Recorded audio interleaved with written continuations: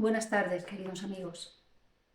Encantada de estar nuevamente con vosotros, encontrar un ratito para, con la ayuda del Espíritu Santo, pues compartir una pequeña reflexión, en este caso sobre un tema del que no sabemos mucho, bastante desconocido para casi todos, que tiene que ver con el pecado y con las consecuencias del pecado.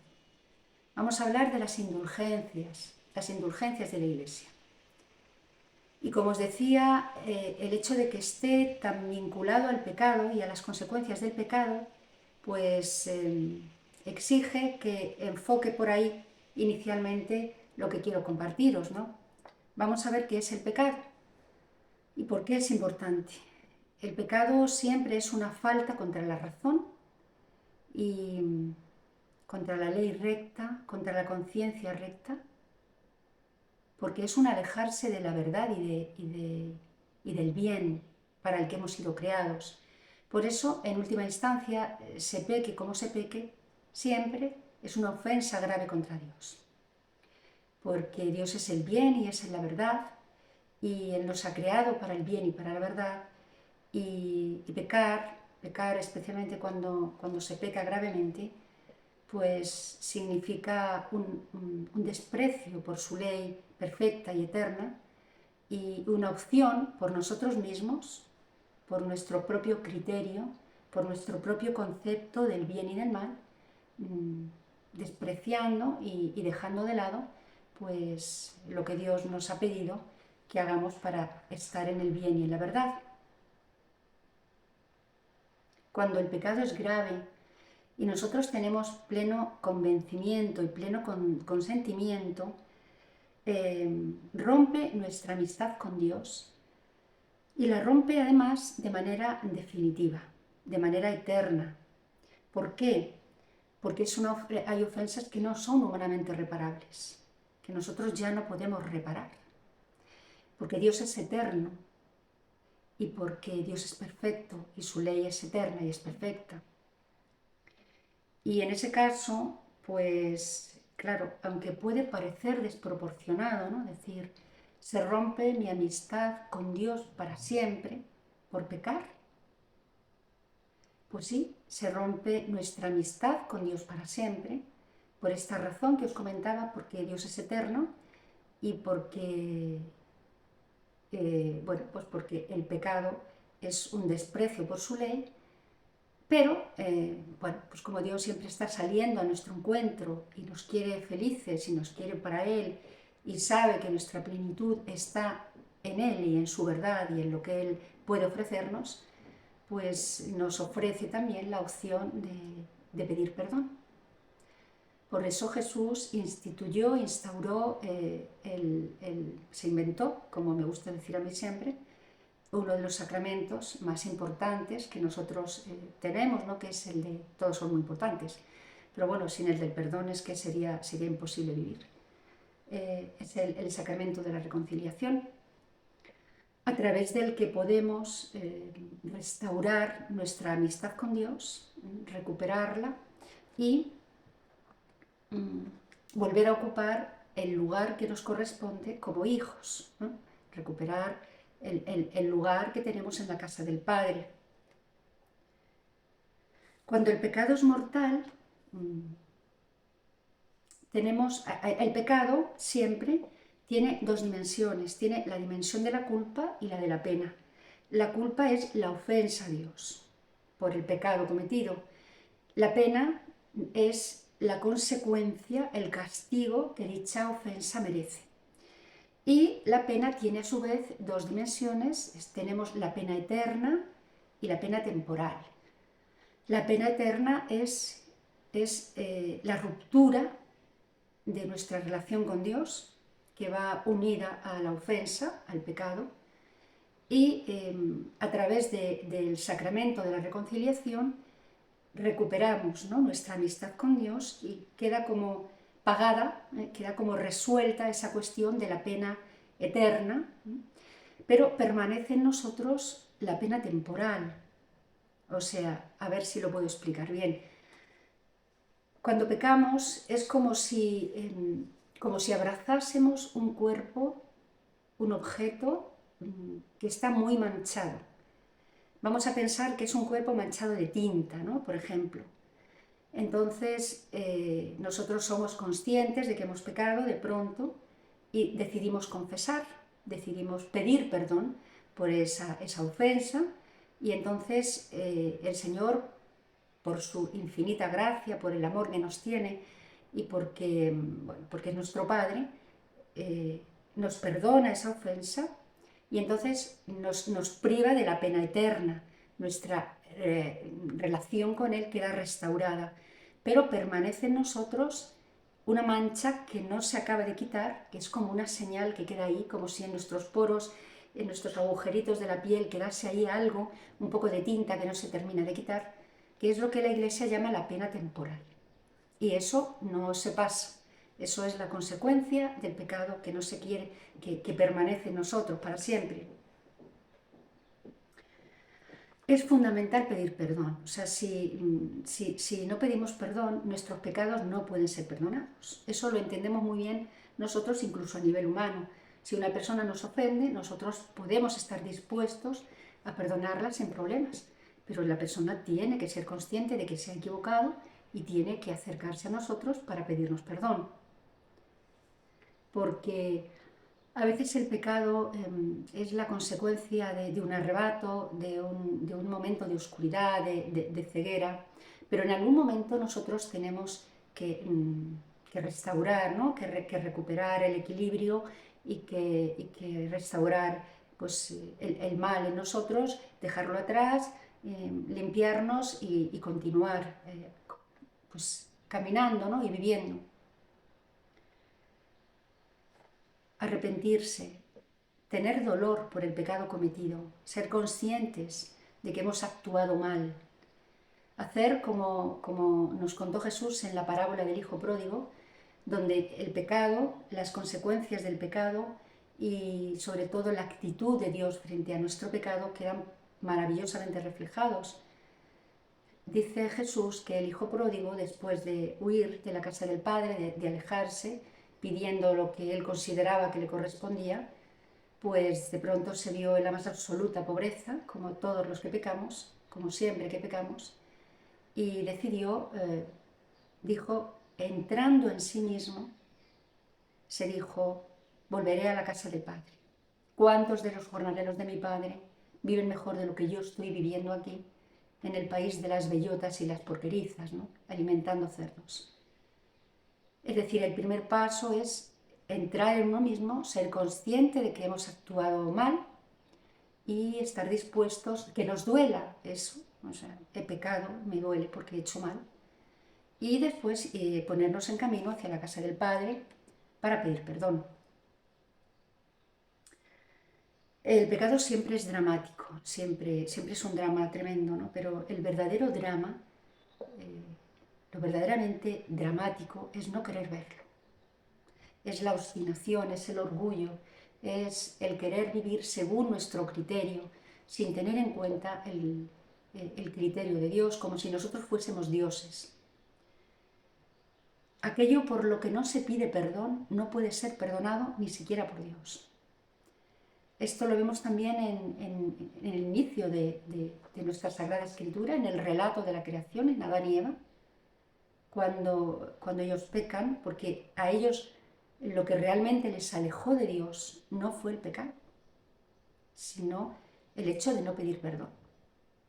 Si ellos, en vez de culparse el uno al otro, hubiesen hecho un ejercicio de humildad y hubiesen dicho, hemos pecado, pues otra sería nuestra situación en este momento y la suya, desde luego.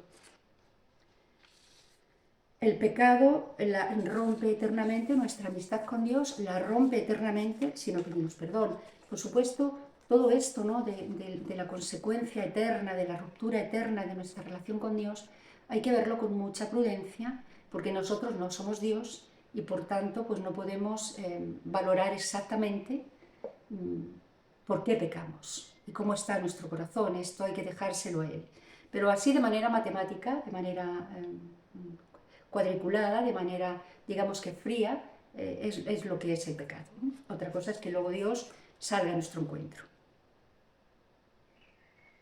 Cuando Jesucristo nos habló del Hijo Pródigo, nos presentó un Padre infinitamente maravilloso, infinitamente perfecto, infinitamente bondadoso, incapaz de guardar rencor, de tomar represalias contra el Hijo, pero el Hijo pidió perdón.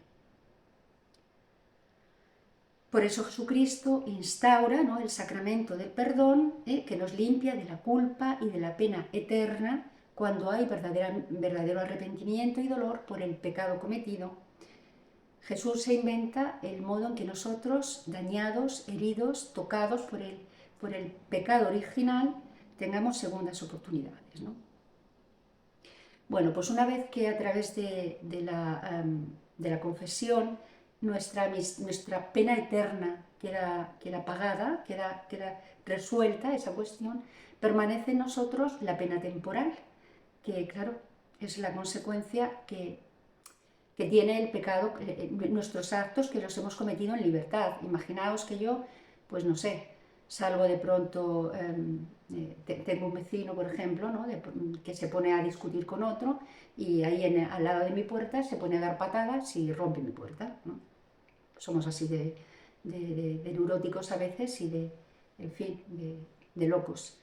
Y entonces este señor de pronto recapacita y llama a mi puerta y me dice: oye, perdona, he sido yo, ha pasado esto, te pido perdón. Y yo le perdono con todo mi corazón y todo mi deseo de que sigamos siendo amigos y buenos vecinos, pero claro, la puerta está rota. Y eso ya no lo cambia nadie. Eso es así. Eso ya solo se puede cambiar cambiando la puerta. Bueno, pues eso podíamos compararlo con la pena temporal, que es eso que permanece en nosotros y que permanece para siempre, en esta vida y en la otra. Bueno, pues para eso existe el purgatorio. El purgatorio, al contrario de lo que muchas veces podemos pensar, no es un castigo. El infierno tampoco es un castigo, es una opción. Pero el pecado es una opción que Dios inventa, que Dios organiza, que Dios nos ofrece, para que una vez que nosotros ya no seamos libres para elegir cómo queremos vivir, aún así, después de morir, tengamos segundas oportunidades para ponernos frente a Él y vivir a su lado eternamente, que es para lo que hemos sido creados. O sea, si Dios no fuera infinitamente Padre e infinitamente bondad, y solamente fuera infinitamente justo, el pecado nos llevaría al purgatorio, nos llevaría al infierno a todos, porque las consecuencias del pecado permanecen para siempre. Si nosotros matamos a una persona, esa persona no vuelve a la vida. Si nosotros hablamos mal de una persona, por ejemplo, y sin que ella esté delante y sin posibilidad de que ella se defienda, y lo hacemos delante de terceras personas, el daño que podemos provocarle, eso no se va a pasar, eso va a ser para siempre, ¿no? Entonces, bueno, pues el purgatorio es un recurso que Dios nos ofrece por amor, ¿no? No es un sitio oscuro, no es un sitio tenebroso, no es un sitio de temor, al contrario, es la última oportunidad que Dios nos ofrece cuando nosotros ya no podemos hacer nada por nosotros mismos para purgar, digamos, esa pena temporal que nos impide acercarnos a Él. ¿Por qué nos impide acercarnos a Él? Bueno, pues porque Dios es infinitamente perfecto, impecable, limpio, puro, verdad, amor pleno, y bueno, nosotros no podemos ir a ponernos frente a Él con un cuerpo sucio y manchado, ¿no? Para eso necesitamos ir purificándonos, ir limpiándonos. Y porque tenemos que volver a Él del mismo modo en que salimos. Cuando Él nos creó pues salvando las enormes distancias que hay entre Él y nosotros, nos creó puros, nos creó limpios, impecables, y entonces tenemos que volver del mismo modo en el que Él nos creó. Bueno, entonces, según esta teoría, ¿qué pasa?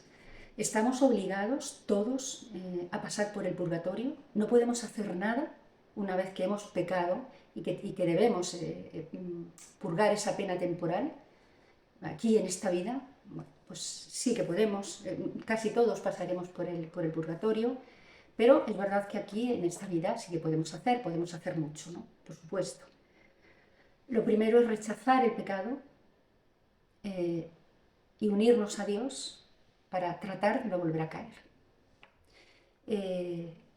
Podemos orar, podemos pedir perdón, podemos ofrecer sacrificios, podemos vivir nuestra relación con Dios con confianza, con amor, podemos aceptar su voluntad tal como venga, sin rebelarnos, sin alejarnos de la casa del Padre, sin irnos por libres, porque nosotros tenemos un concepto de felicidad que no encaja, porque nosotros tenemos nuestros planes, porque nosotros pensamos que es que yo quiero ser feliz por esto y por esto.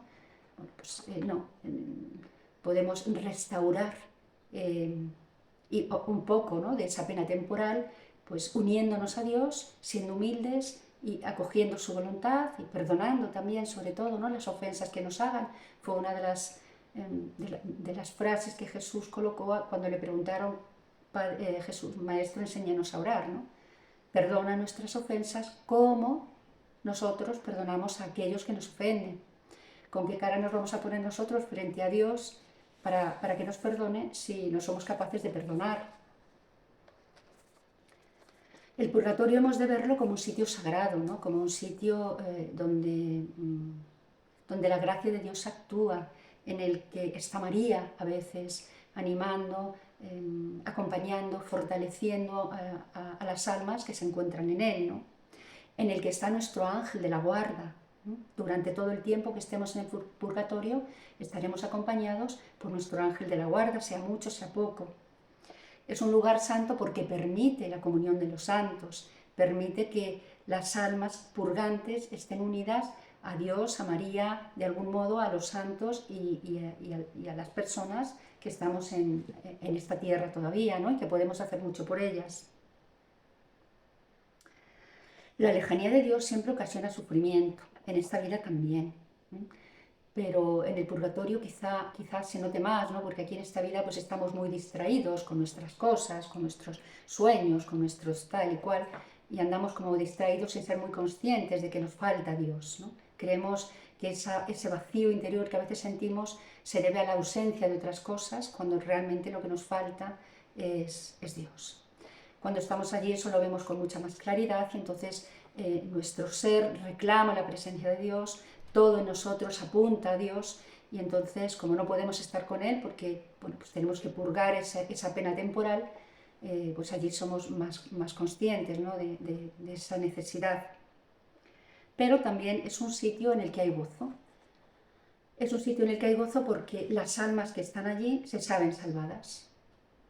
Saben que Dios está con ellas de algún modo, que están en un espacio, en una situación momentánea, temporal, que en algún momento, antes o después, terminará.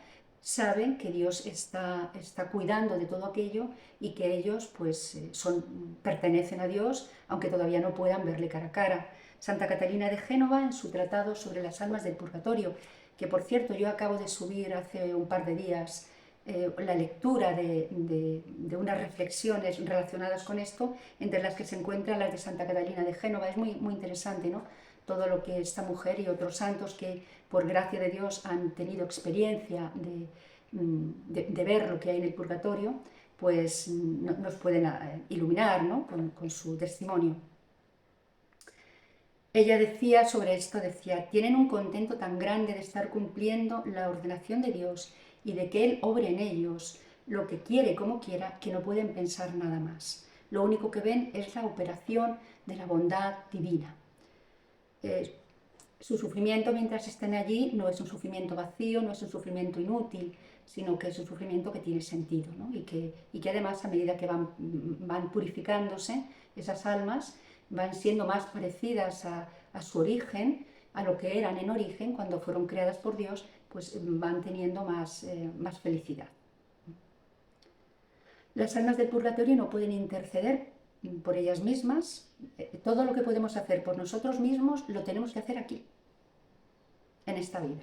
Después ya no hay posibilidad, porque ya no somos libres. Nuestra libertad es lo que nos permite vivir aquí de la manera que consideremos más conveniente. de acuerdo a Dios, de acuerdo a nuestras propias elecciones, de acuerdo al mundo, de acuerdo al demonio, como cada uno elija.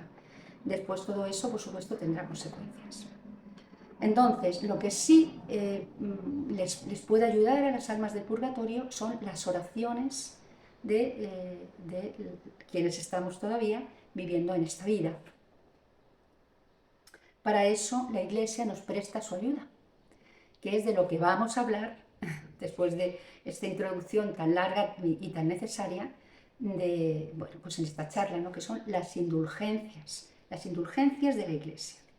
Mirad, la Iglesia es la depositaria de toda la santidad que dejó en este mundo la presencia de Jesús, su pasión y su muerte en la cruz. Eso se conoce como el tesoro de la Iglesia. El tesoro de la Iglesia no podemos valorarlo en términos cuantitativos. No podemos pensar en el tesoro de la Iglesia como en un cofre grande lleno de tesoros y lleno de joyas y lleno de monedas. No, es otra cosa. El tesoro de la Iglesia es la santidad, es la gracia que Jesús derramó en este mundo y que además se ha visto incrementada por los mártires y por todos los santos de todos los tiempos, de toda la historia, ¿no? De la Iglesia, de la humanidad. En la Iglesia hay mucha santidad, hay mucha gracia, hay mucho tesoro, mucho de ese tesoro que no podemos ver, pero que está ahí, que podemos ver en los santos, que podemos ver en las buenas personas, que podemos ver en los misioneros, que podemos ver en tantos y tantos sacerdotes como ofrecen sus vidas y las entregan, ¿no? A cambio de la felicidad y de la luz que nos puedan aportar a nosotros. Eso es el tesoro de la Iglesia. Y bueno, esto tiene un origen. Antiguamente, en el siglo I, las penitencias por el pecado no tenían nada que ver con las que tenemos ahora, ¿no? Que son como muy light. Entonces las penitencias por los pecados eran mucho más potentes, mucho más duras. A veces un pecador tenía que recorrer un trayecto enorme haciendo un camino de purificación, a veces eran escarmientos públicos, eran cosas muy duras.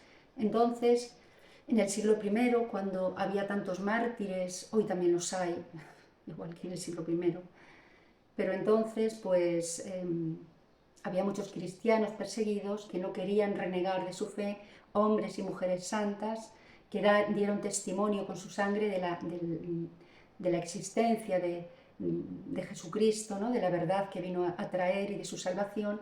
Y entonces aquellos pecadores que tenían una penitencia, arrastraban una penitencia muy larga, se acercaban a estos hombres santos que iban a entregar su vida a cambio de su fe y les pedían que escribiesen una carta que se llama Libellum Pacis, una especie de documento que tenía ese nombre, para que la entregasen a algún obispo y que esa santidad que ellos iban a dejar, ¿no? Para el pueblo de Dios, esa santidad de sus vidas, se la donasen de alguna manera, no se la traspasasen. Y bueno, pues con eso su pena quedaba un poco reducida, ¿no? Entonces la Iglesia, unos siglos después, haciendo algo parecido, puso en marcha el tema de las indulgencias, ¿no? La Iglesia administra el tesoro de la Iglesia, o sea, el tesoro que le pertenece por ser Iglesia, que le pertenece por ser de Jesucristo, por estar en la verdad de Jesucristo, por haber seguido los pasos de Jesús, que nos ha salvado a toda la humanidad con su pasión y con su muerte, y cuya santidad pues está como algo vivo y como algo operante entre los fieles de la Iglesia. Y entonces nos ofrece parte de ese tesoro para que con nuestra colaboración, nuestro trabajo y algunas prácticas lo podamos aplicar para la salvación de las almas del purgatorio, para aquellos que, estando ya salvados, necesitan la gracia que no consiguieron con sus actos en esta vida para llegar al cielo. Ayudar a las almas del purgatorio es tan importante como ayudarnos entre nosotros. ¿Veis lo importante que es lo de amaos los unos a los otros, hacer todo el bien, al que le roben la túnica, que dé también el manto, cuando te abofeteen en un lado, pon el otro, o sea, la mansedumbre, la bondad, todo eso que significa apostar por el amor y por la bondad, y en definitiva por lo que Jesucristo dejó en este mundo, pues es lo que nosotros podemos aplicar, ¿no?, para salvar a las almas del purgatorio. Santa Faustina Kowalska, que fue otra de las santas que por gracia de Dios pudo conocer la realidad del purgatorio y del infierno, y que tenía pues, bueno, pues porque era una santa, una santaza, ¿no?, como se suele decir, muy especial, y pues tenía revelaciones y tenía trato muy directo con Jesús, y escucho de él hoy unas palabras que os voy a leer. Jesús le dijo a Santa Faustina: hoy tráeme a las almas que están en la cárcel del purgatorio y sumérgelas en el abismo de mi misericordia. Estas almas son muy amadas por mí. Ellas cumplen con el justo castigo que se debe a mi justicia. Está en tu poder llevarles alivio.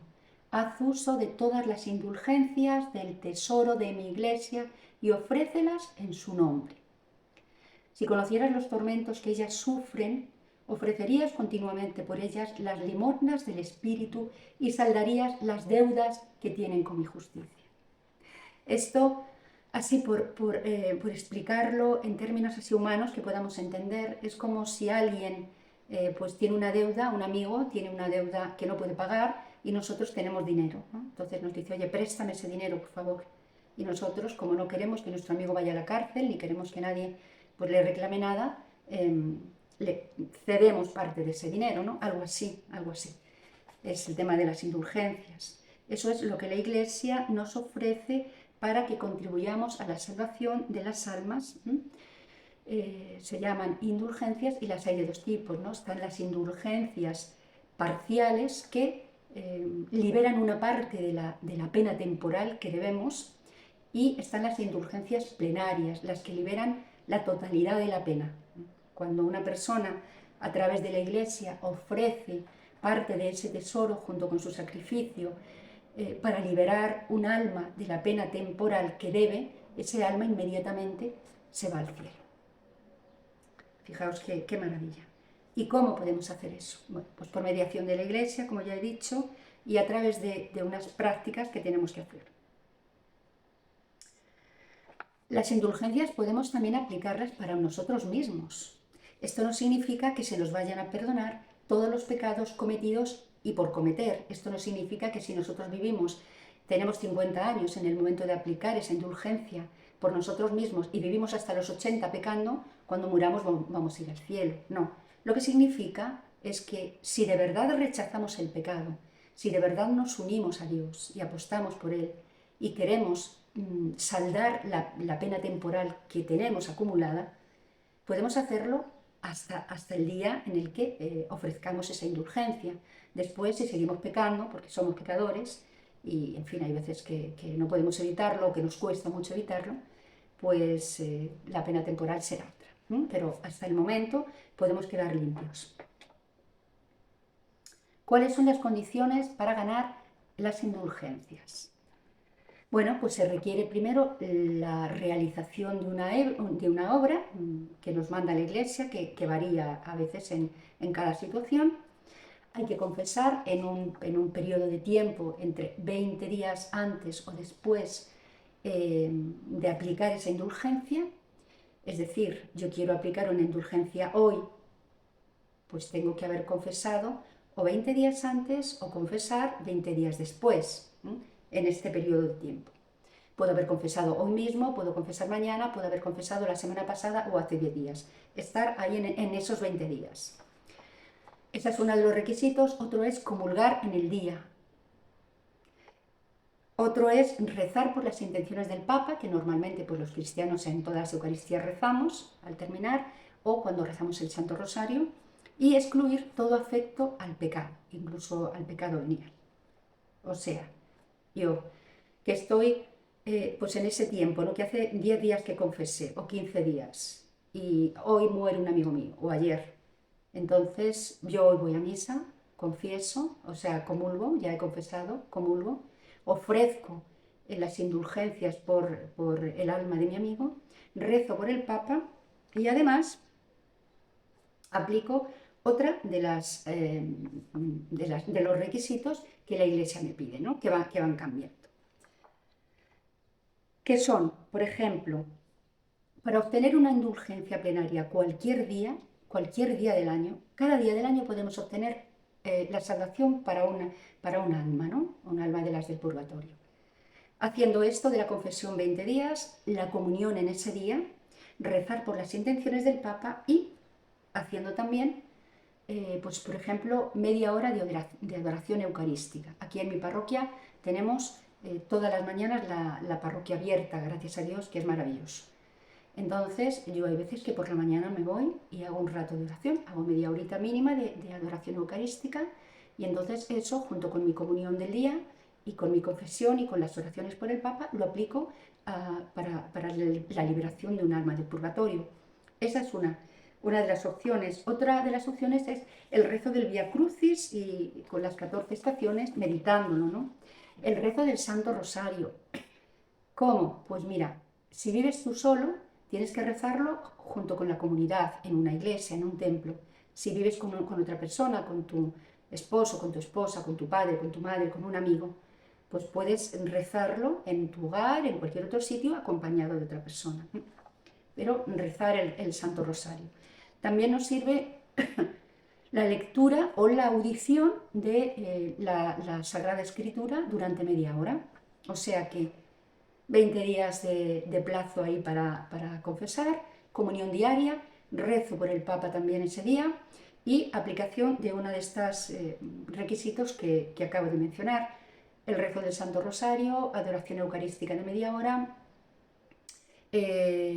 la lectura o la audición de la Sagrada Escritura y con eso pues ya podríamos salvar un alma de purgatorio. Pero hay además otras ocasiones en las que la Iglesia, pues de manera especial, ofrece también indulgencias plenarias, ¿no? Por ejemplo, una vez al año la Iglesia nos ofrece indulgencias plenarias, por ejemplo, el día 2 de agosto, que son las indulgencias llamadas de la Porciúncula, en honor de San Francisco de Asís.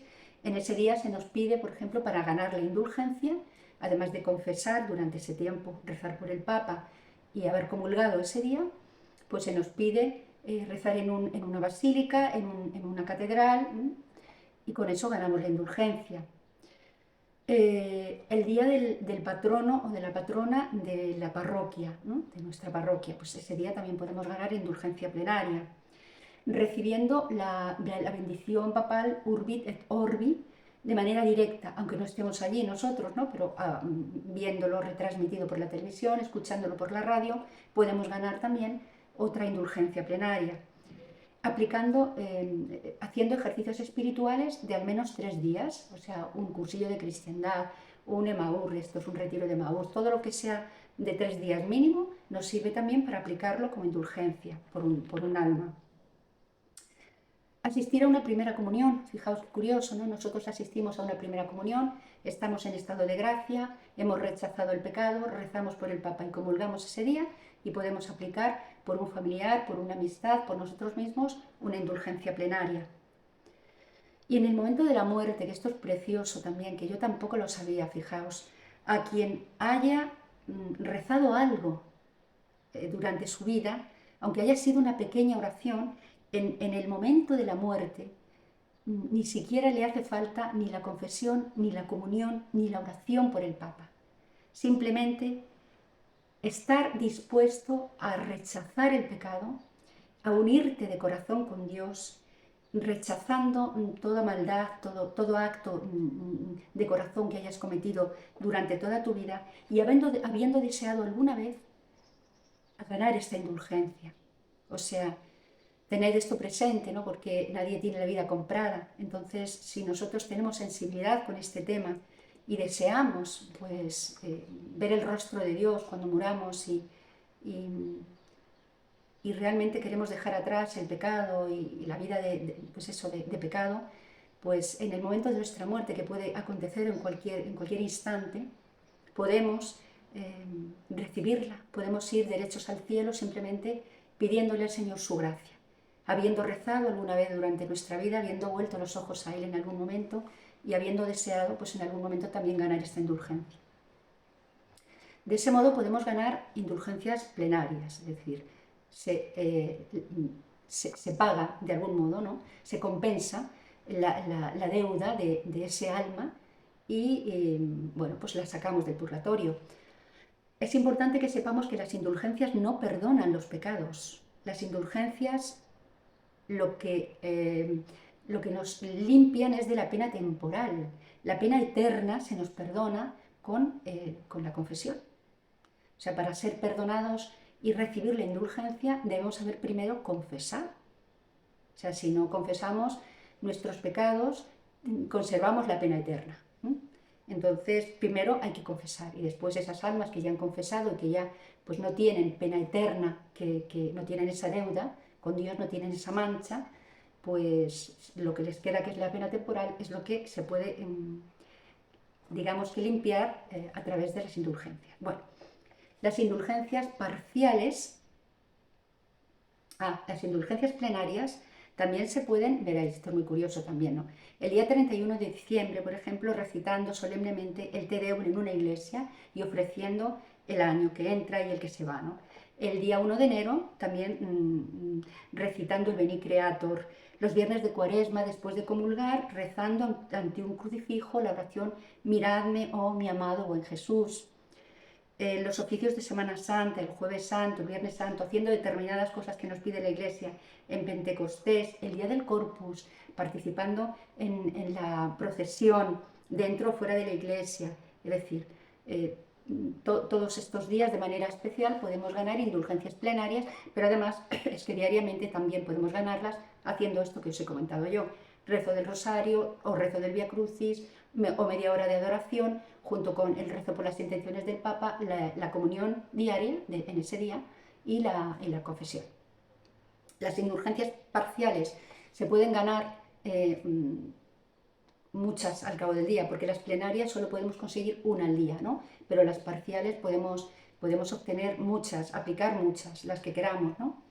Pues mirad, estando en gracia de Dios, realizando obras que la Iglesia pues nos anima a realizar, haciendo obras de caridad, colaborando con aquel que nos necesita, tener intención, por supuesto, de ganar la indulgencia, el ángel, rezando el ángelus, rezando el Magnificat, la salve, el acordaos, las letanías, cualquier oración de la Iglesia, el credo, todo eso lo podemos aplicar por las almas del purgatorio. Rezar por el Papa, una oración, rezando antes y después de comer, rezando antes o después de ir al trabajo, hacer un examen de conciencia con el propósito de no poder volver a pecar. Eso podemos aplicarlo también por las almas del purgatorio, dando testimonio de nuestra propia fe, pues evangelizando como hago yo ahora o como haréis vosotros, si es que lo hacéis, me imagino que sí, algunos al menos, pues en vuestras parroquias o entre vuestras amistades, en vuestra familia, ¿no? Usando un objeto de piedad como un crucifijo bendecido, un rosario bendecido, dedicando un tiempo a la oración, asistiendo devotamente pues, a cualquier predicación de un sacerdote, cualquier predicación de la palabra, bueno, asistiendo a una novena. Hay muchísimos modos de conseguir indulgencias parciales, ¿eh? Esto es muy importante también porque hay veces que bueno, pues no podemos confesar por lo que sea, pero podemos seguir rezando y aplicando nuestro corazón, pidiéndole al Señor, rogando, uniéndonos a la Iglesia para que, bueno, pues para interceder por las almas que están purgando esa pena temporal con la que no podemos ponernos frente a Dios. Esto es maravilloso, estos son regalos magníficos que nos hace la Iglesia, que es Madre, y que Dios permite y por los que Dios se alegra, ¿no? Porque Dios que busca, pues que sus hijos estén unidos, que sus hijos se ayuden unos a otros, como queremos los padres, ¿no? Y que sean todos uno, ¿no? Eso es lo que se llama la comunión de los santos, que es una preciosidad. Así que bueno, pues yo os animo a que recéis, a que investiguéis. Y otra cosa, todos estos datos que yo he puesto aquí, algunos más, podéis conseguirlos en un documento de la Iglesia que se llama Indulgenciarium. Ahí está todo detallado, todo lo que podemos hacer para para colaborar, ¿no? Para ofrecer nuestras indulgencias por las almas del purgatorio. Pero si no encontráis el indulgenciario, no lo consideráis un poco complejo, pues en fin, en cualquier página de internet, todo esto que yo os estoy diciendo lo tenéis por escrito. Entonces lo podéis ver en detalle para poneros a trabajar. Yo os animo a que trabajéis por esto. Dicen que las personas que tienen especial sensibilidad con las almas del purgatorio, eh, cuando van al cielo, ¿no? Son recibidas cuando mueren por sus familiares y por todos aquellos difuntos por los que ha rezado y que por su mediación pues han ido antes a encontrarse con el Señor. Y eso puede ser una fiesta maravillosa que todos vamos a vivir, porque todos nos tenemos que morir, aquí no se va a quedar nadie. O sea, esto no, aquí estamos de paso, amigos, ya lo sabemos. Y entonces conviene que tengamos esto en cuenta y que, bueno, pues que empecemos a pensar en que nuestros seres queridos que han partido necesitan de nuestras oraciones. A mí me da muchísima pena y mucho vértigo pensar que haya personas por las que nadie reza. Que haya tantos y tantos difuntos a los que la gente entierra como quien entierra un perrito y se acabó. Y nunca más vuelven a rezar por ellos. Entonces, esto, amigos, no lo hagáis, no lo hagáis. Rezad por las almas del purgatorio, estad en comunión con la Iglesia y en comunión con Dios y en comunión con los santos, que es como mejor se vive. Y bueno, pues todo eso es lo que Dios nos pide que hagamos y lo que, en definitiva, al final nos va a salvar la vida también a nosotros. Encantada de este ratito compartido. Os envío un abrazo muy, muy fuerte. Os pido que, por favor, si consideráis que estas reflexiones tan pequeñas, tan sencillas que yo preparo para compartir con vosotros, si creéis que son de interés, por favor, dad un like. No por mí. Yo esto no lo hago por mí para nada. Esto yo se lo dejo ahí al Señor para que Él lo utilice como le parezca, ¿no? Pero es verdad que por los algoritmos de YouTube y todo esto, estas cosas solo se difunden si se comparten y si se dan like. Entonces os pido por amor de Jesucristo que, bueno, si os sentís llamados, le deis un like y lo compartáis. Yo os envío un abrazo muy, muy fuerte. Os envío muchas bendiciones también y os emplazo, si vosotros queréis, a la próxima charla. Un abrazo muy fuerte, queridos amigos.